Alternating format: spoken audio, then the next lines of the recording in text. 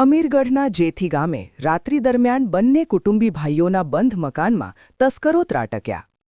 અંદાજે 4 તોલા ઉપર સોનાના દાગીના અને 500 ગ્રામ ચાંદીના દાગીના અને 1.5 લાખ રોકડ રકમ તેમ કુલ અંદાજે 8 લાખ ઉપરાંતનો મુદ્દામાલની તસ્કરો લઈને ફરાર થઈ ગયા હતા. તસ્કરો રાત્રિ દરમિયાન અંધારાનો લાભ લઈ 2 બંધ મકાનનો ટાર્ગેટ કરી સોના ચાંદીના દાગીના તેમજ રોકડ રકમ લઈને રફુચક્કર થયા. જેથી ગામે એક જ પરિવારમાં ચોરીનો બનાવ બનતા ગામમાં ચકચાર મચી જવા પામી હતી. અમીરગઢ તાલુકાના જેથી ગામે અજાણ્યા તસ્કરોએ 2 બંધ મકાનનો ટાર્ગેટ કરી રાત્રિ દરમિયાન અજાણ્યા તસ્કરો ત્રાટક્યા હતા.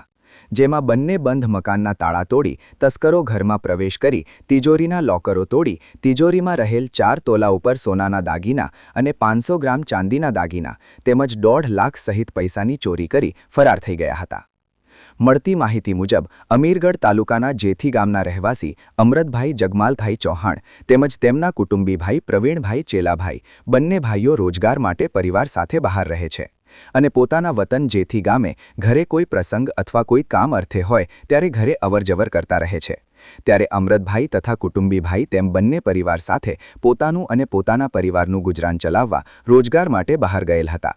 ત્યારે રાત્રિ દરમિયાન કોઈ અજાણ્યા તસ્કરો 2 કુટુંબી ભાઈઓના મકાનોના ટાર્ગેટ કરી અંધારાનો અને ઘરે કોઈ ન હોવાનો લાભ લઈ ઘરના તાળા તોડી ઘરમાં પ્રવેશ કરી તિજોરીના લોકરો તોડી 4 તોલા ઉપર સોનાના દાગીના તેમજ 500 ગ્રામ ચાંદીના દાગીના અને 1.5 લાખ રોકડ રૂપિયા લઈને ફરાર થઈ ગયા હતા.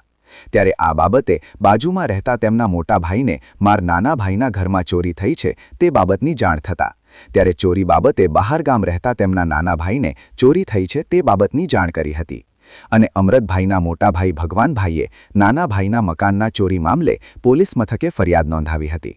ત્યારે ચોરીની ઘટના મામલે અમીરગઢ પીએસઆઈ તેમજ પોલીસ સ્ટાફ ઘટના સ્થળે પહોંચી તપાસનો ધમધમાટ શરૂ કર્યો હતો.